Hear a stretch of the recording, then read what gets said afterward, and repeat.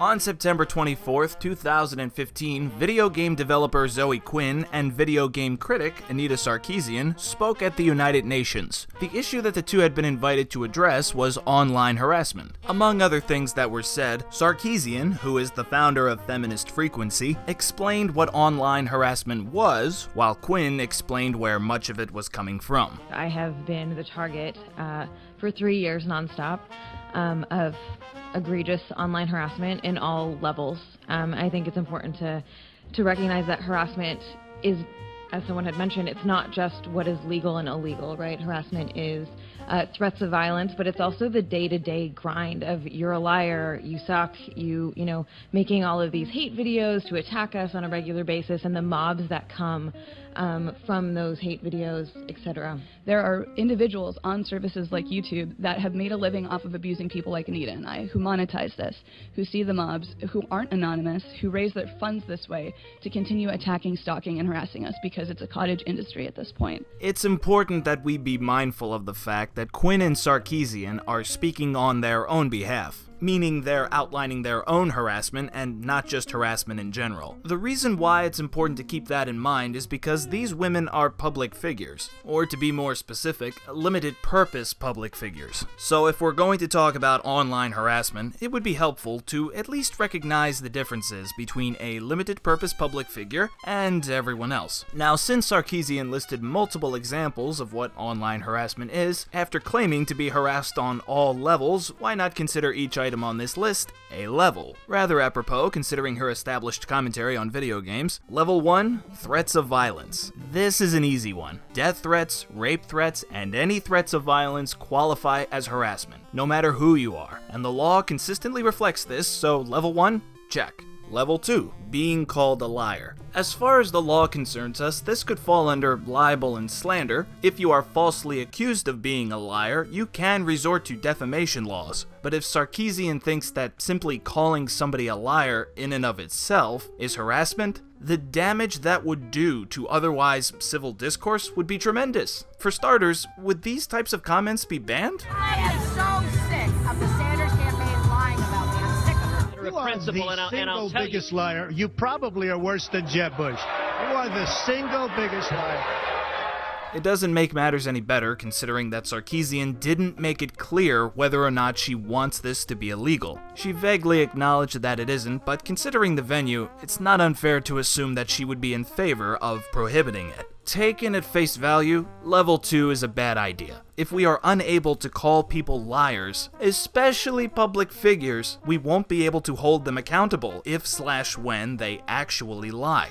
Level 3, you suck. Okay, maybe this is supposed to represent all cheap insults. You're ugly, you're dumb, you have no talent, bite me, and yeah, that can be rather discouraging. But not only do insults not qualify as a threat, they don't qualify as defamation either. So there's not a lot of legal ground to argue that you suck is harassment. There is some, but that's mostly because the legal definition of harassment is somewhat ambiguous. Now, if we're not making a legal argument, but a moral argument instead, we must admit that the power of an insult relies entirely on an individual's personality. Some people would consider a barrage of "you sucks" to be harassment, but some people would not. Some people couldn't care less, so the only way to make a moral argument against "you suck" is to use a subjective standard. But this is the United Nations. We ought to be using an objective standard. Unfortunately, Sarkeesian doesn't seem to have one. And again, she didn't make it clear whether or not she wants this to be illegal. Without an objective standard, level 3 should not be considered harassment. And that brings us to the big one, level 4.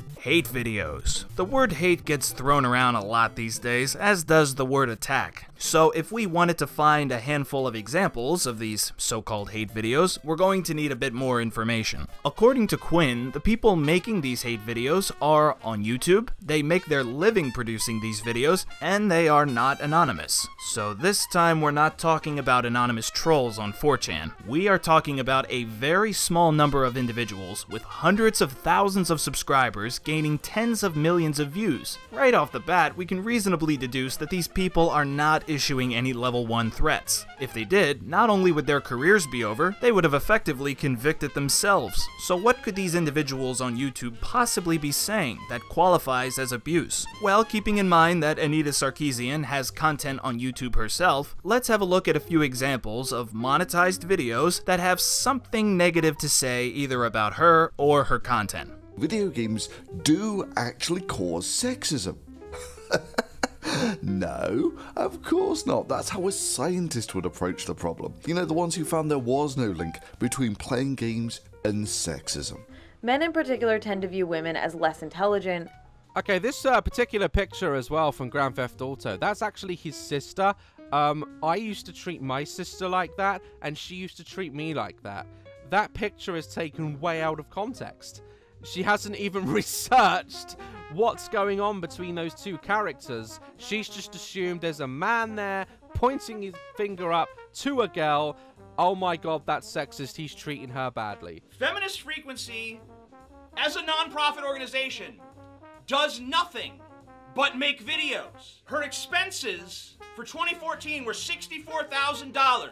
Her assets at the end of the year were $384,000.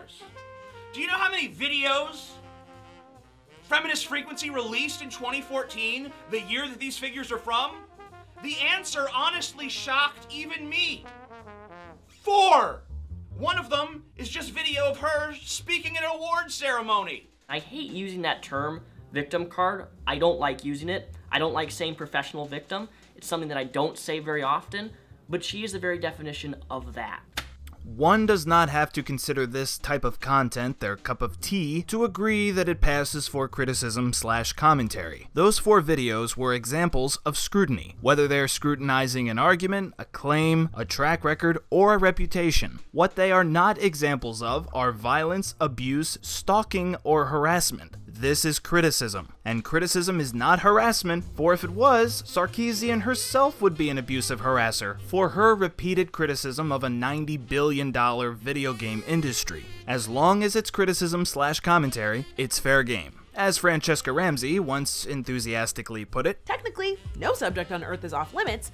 You can say whatever you want, but in turn, people are allowed to respond however they want. Look, it's really important that we get these matters straightened out. Harassment is a depressing offense that ought to be taken seriously. But if the meaning is stretched to the point where differing opinions, accountability, and criticism qualify, not only will freedom of speech in the press be jeopardized, the charge of harassment won't be taken seriously anymore. And wouldn't that just defeat the whole purpose of raising awareness?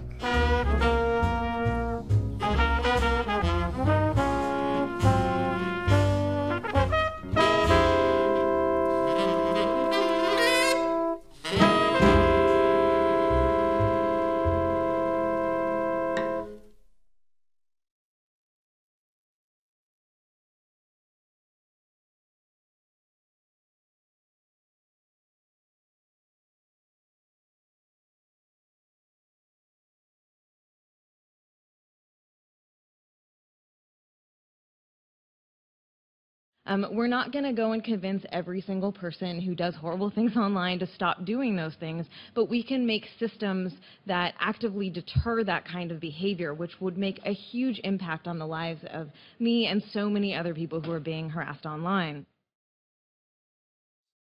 Come at me! I don't think you know what that word means, Anita. Come at me!